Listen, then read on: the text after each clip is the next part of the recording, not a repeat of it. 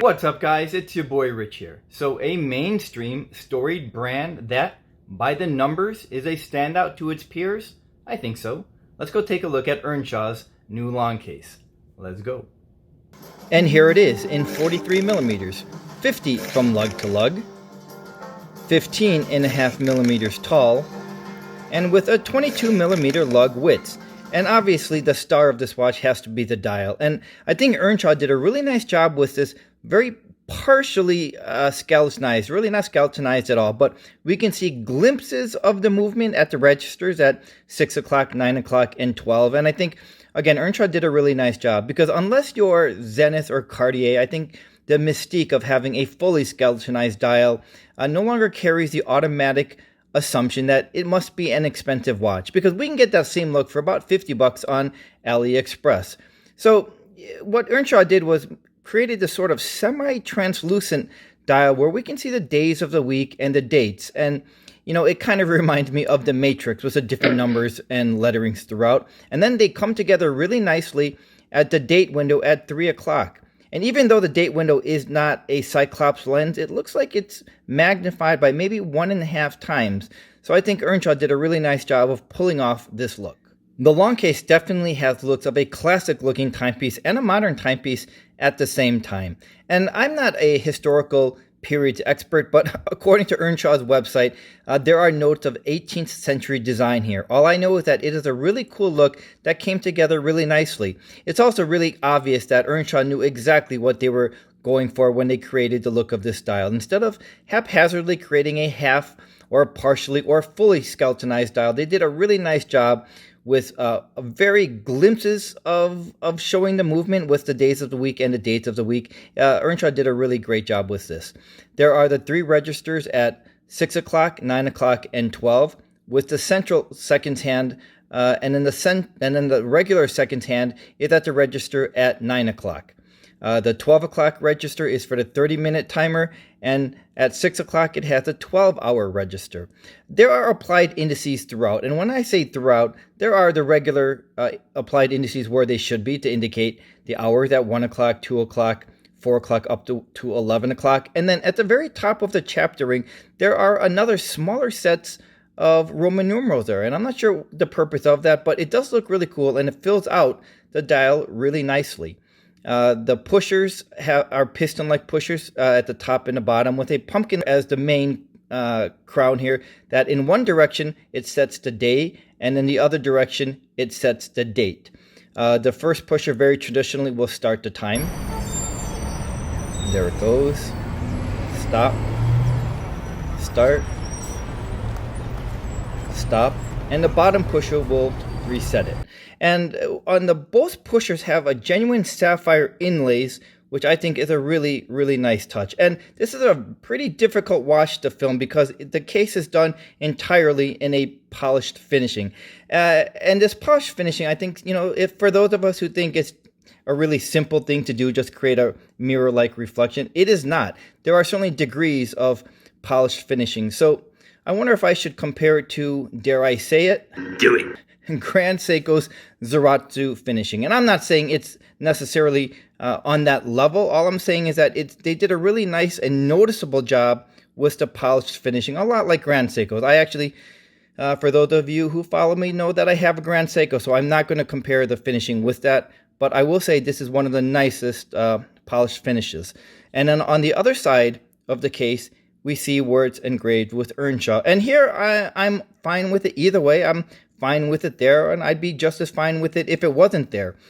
It is not gaudy. It isn't exactly subtle, but it doesn't really bother me. There are some cases where, for example, if it's a limited edition, we'll see it finely printed, for example, number 50 of 200 or something like that, and that's always fine. That never really bothered me. So, you know, again, as I think about it and as I look at it right now, I guess I wouldn't mind. I'm probably leaning more toward where I wouldn't want it there. But, you know, again, I've noticed it where I actually kind of like it there. But, again, either way for me, it's... But right at this moment, I actually would prefer it not to be there. The lugs here have screws in them, but they are not to hold the straps in place because these have quick release straps. And right there we can see where we just release the pins where we don't need the tools. So who is Earnshaw Watches? Because they are certainly not a new brand. In fact, they've been around for a really long time, really part of the original wristwatches, and it is named after Thomas Earnshaw. So who is Thomas Earnshaw? Well, he is regarded as the pioneer for marine-grade chronometers, and in fact, London still recognizes him for his achievements with plaques indicating that he is the pioneer of chronometer wristwatches. And then later on, Earnshaw Watches would be taken over by his son. They started off as a London-based company, and then they became a Swiss-made company, kind of sort of like Rolex. And then, like a lot of original older watch companies of a bygone era, they went through a period of dormancy before being resurrected. And today, Earnshaw makes some really nice timepieces, timeless-looking classic watches with modern movements, modern materials, and modernism thrown in there. And the price ranges they vary. There are some for the few $100s and all the way up to the Longcase, which is their most expensive model. Before I continue on with the movement, I wanted to return to the dial because I wanted to point out the nice blued hands here, something that we would expect with a watch at this price point. So it's a really nice touch. So now returning back to the strap, it looks to be genuine alligator or crocodile. I actually think it looks more alligator, but on the back, it doesn't indicate that. On the back, it simply says genuine leather. And in my experiences, whenever a brand uses genuine alligator or crocodile, they proudly display that. So I'm leaning towards where this is not genuine alligator. And again, at this price point, I would actually prefer it to be genuine alligator.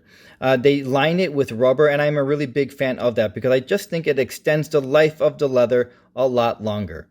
And the buckle here, the pin buckle here, is one of the nicest I've seen. There's a nice detail, and it actually helps the strap wear a lot more comfortably. A really nice job with the buckle. So now, talking about the movement, what is the movement that we're seeing here? Well, it is the new Sellita 510 automatic movement with their custom rotor. And most custom rotors will be satisfied with just having their branding on there. In the Longcase's case, a little, no pun actually intended there, it says Earnshaw 1805, 25 joules, 28,000 BPH, and Swiss made. So this is a really nice quality, reliable movement, one of the newer movements by Sellita for a chronograph, and a really nice custom rotor. All around, a really nice job by Earnshaw.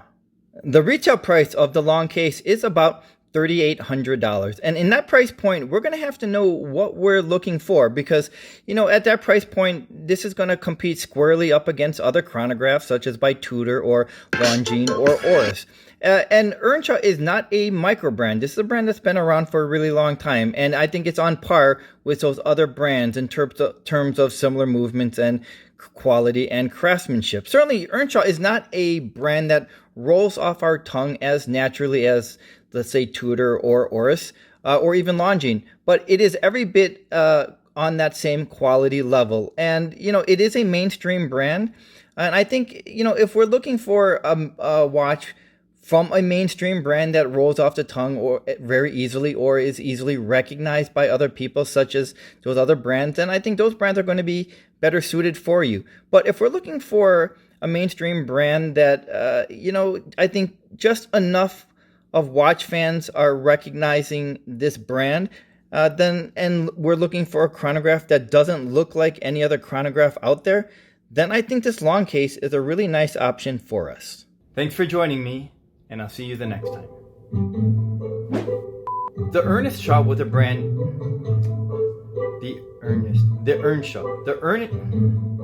So the long grain, no, the Longcase. Yeah, the long grain. No, I just said the Longcase.